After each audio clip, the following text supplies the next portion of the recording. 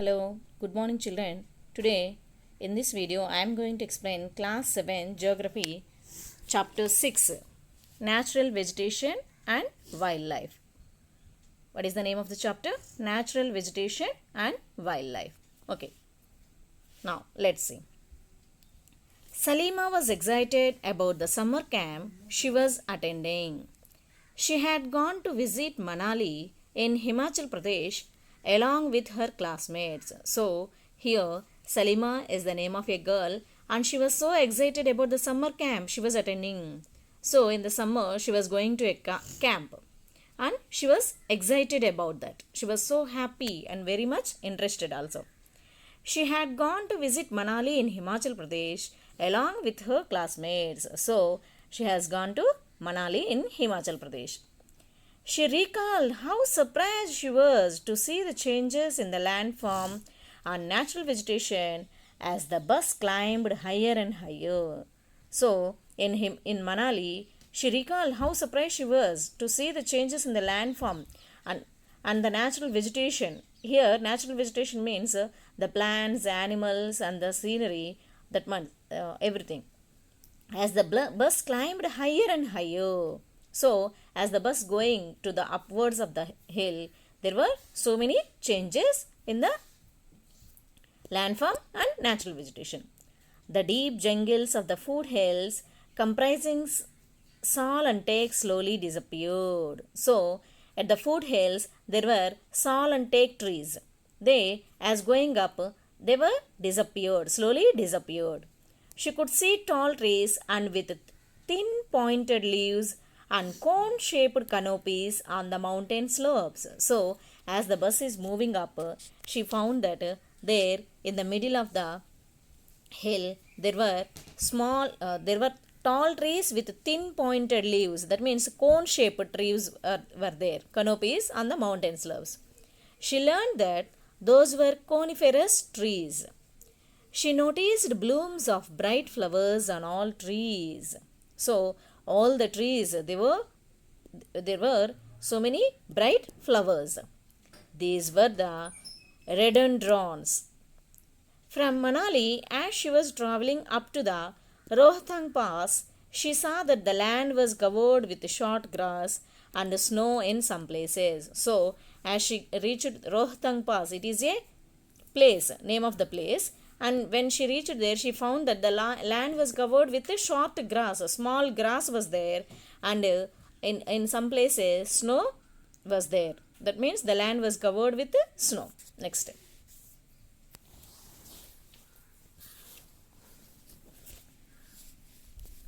From Salima's observations, we surmise that there is a close relationship between height of land and the character of vegetation. So when in this first paragraph, what she said, on the foothills there were sal and teak trees, and in the middle there were tall trees with thin pointed leaves and cone shaped there, and at the bottom of the hill there small grass and snow was there. So as the land is changing, so this vegetation also depended upon the height of land and the character of vegetation. There was a close relationship between this height of land and vegetation also she felt.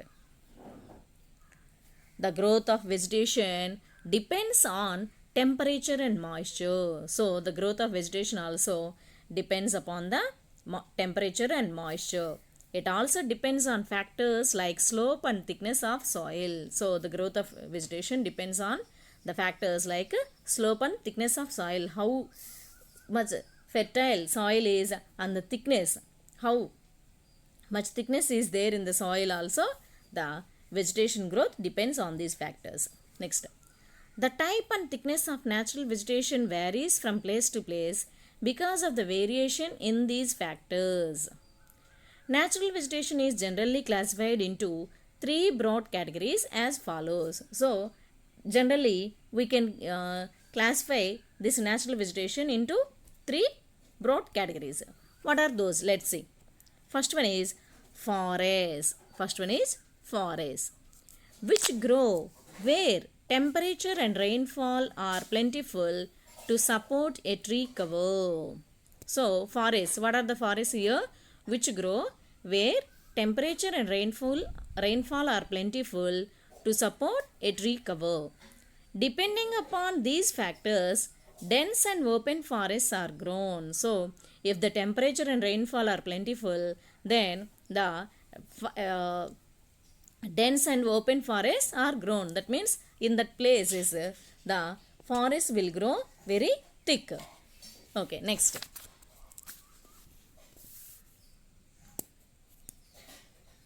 Second one is grasslands. Grasslands which grow in the region of moderate rain, where the rainfall is moderate. That means if the rainfall is moderate, then these grasslands will grow in those regions. Next, third category is shrubs. Thorny shrubs and scrubs grow in the dry region. If the rainfall is very scarce, then we can find these thorny shrubs and scrubs. That means these thorn bushes will be there na? Like those plants, they will grow in this region. So how many types? First one is forest. That means rainfall and temperature is high, means forests will grow. Grasslands for moderate rainfall and shrubs for dry regions. Shrubs for dry regions. Next, Salima was sharing her experience of Himalayan trip with her father. So here maybe Salima has completed her trip and she came back and she was sharing her experience with her father. Her father visited various places in the world.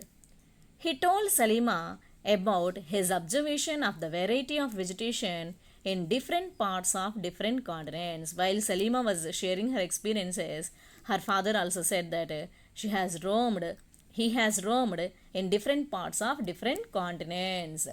Different parts of different continents.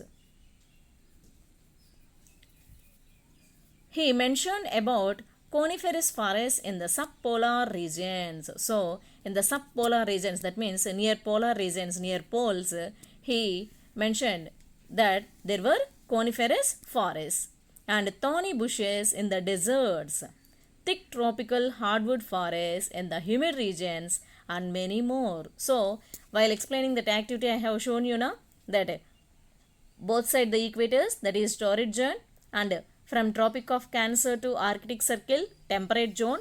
In those temperate zone, grasslands we can find, and near the polar region, that means frigid region, we can find these small thorny bushes like that.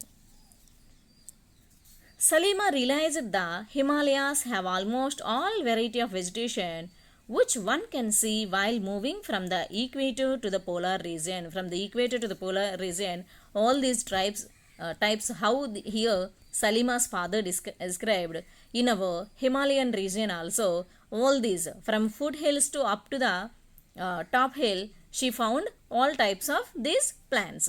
She compared here. Next, the changes in the type of natural vegetation occur mainly because of the changes of climatic condition. Okay, because of the changes of climatic condition. Let us get to know the different types of natural vegetation of the world with their characteristic features and wildlife inhabiting there. So here they have given above briefly, but now they are going to discuss in a elaborated way. Let's see. In the world, how different types of vegetation are there, and what are the characteristic features and wildlife. That means what type of animals and plants are there in those forests, and these everything they are going to give you. Now, first category, forests. In these forests, what type of forests are there? Let's see. First one is tropical evergreen forests. What are they? Tropical evergreen forests. These forests are also called tropical rainforests. What is the other name of tropical evergreen forest? Tropical rainforest. Figure 6.3. That means here you see children, these are the tropical evergreen forests. Okay, now see. These thick forests occur in the regions near the equator and close to the tropics. Okay, so these forests on the globe, you can find them on the near the tropic of regions.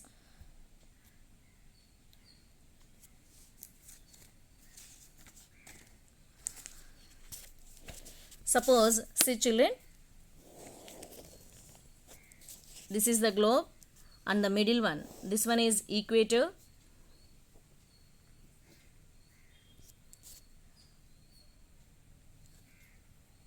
Okay, 0 degrees latitude, and here 23.5 degrees north, and this one 23.5 degrees south. మనం చేసాం కదా ఇవి rounds.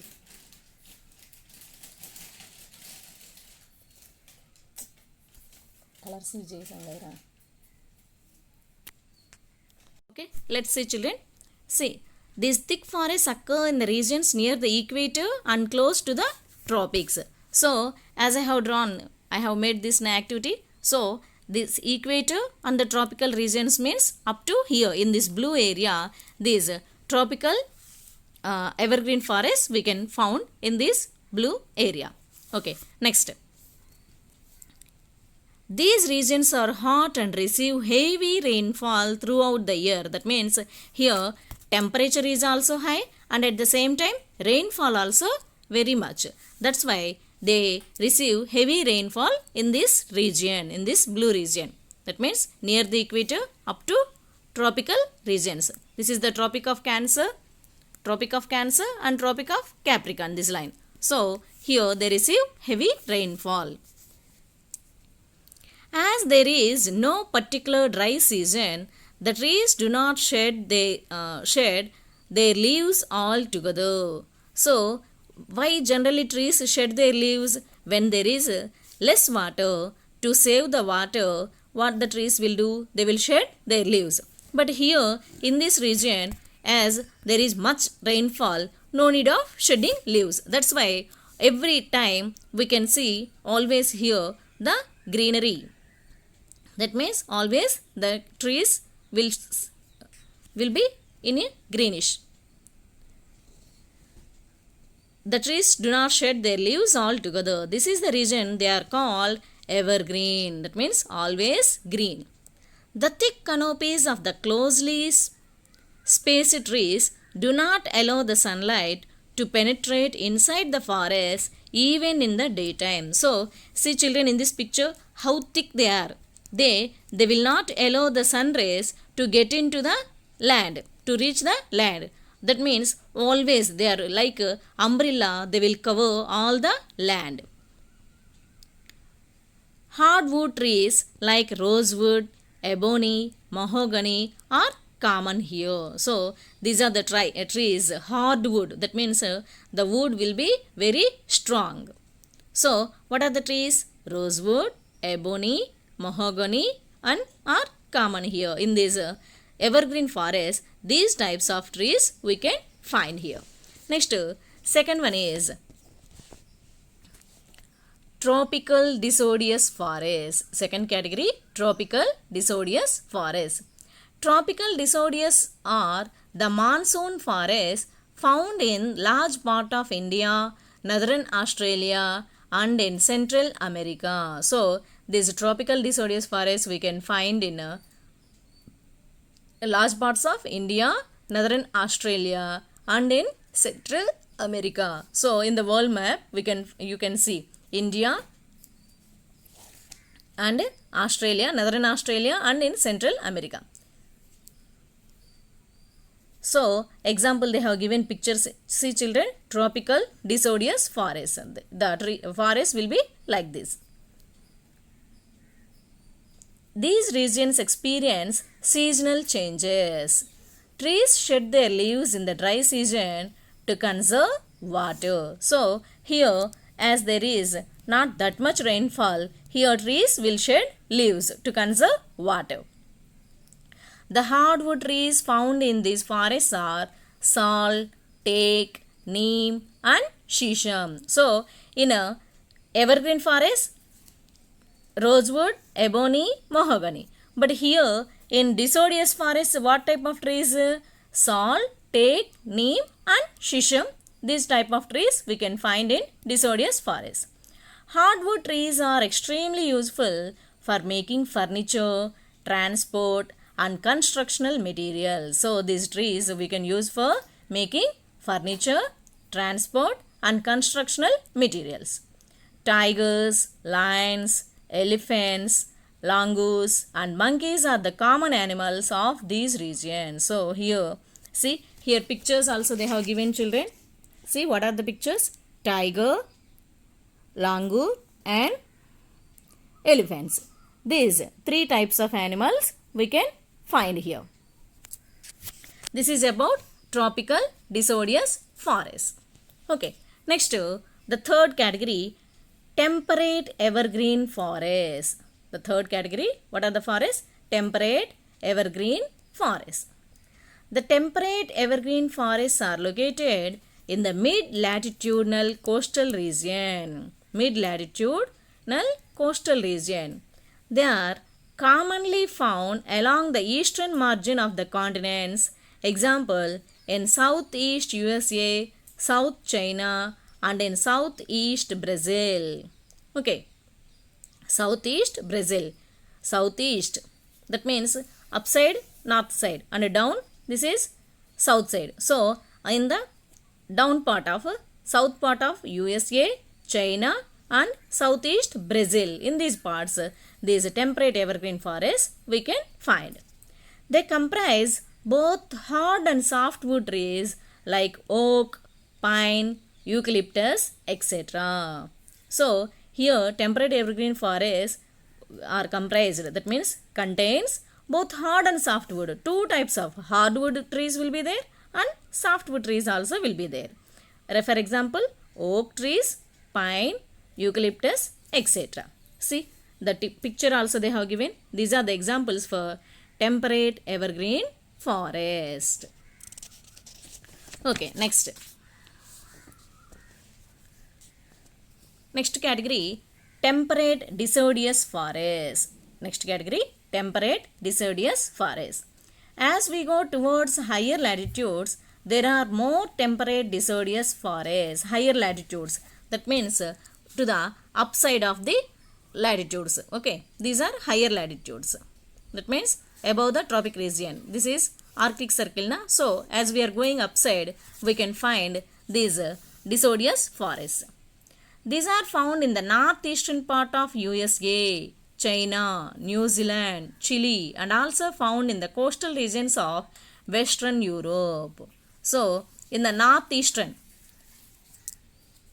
earlier I have said about evergreen forest, temperate evergreen forest, they are in the southern part, and here these temperate deciduous forests are in northeastern part of USA, China, New Zealand, Chile and also found in the coastal regions of Western Europe. They shed their leaves in the dry season. Here as they are in the temperate zone, they have to shed leaves. That means when the unseason, that means when the rainfall is not there, that time they will shed their leaves. The common trees are oak, ash, beech, etc. Here trees, what type of trees? Oak, ash, beech, etc. Deer, foxes, wolves are the animals commonly found. So in these forests, temperate deciduous forests, we can find deer, foxes, wolves are the common animals.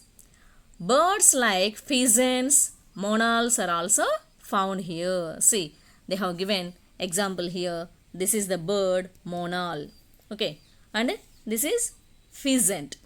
This is the picture pheasant and this is monal. Okay. This is about forest, children. Some more types of forests are there. I hope till now you understood. The remaining lesson I will explain you in the next video. Thank you. Have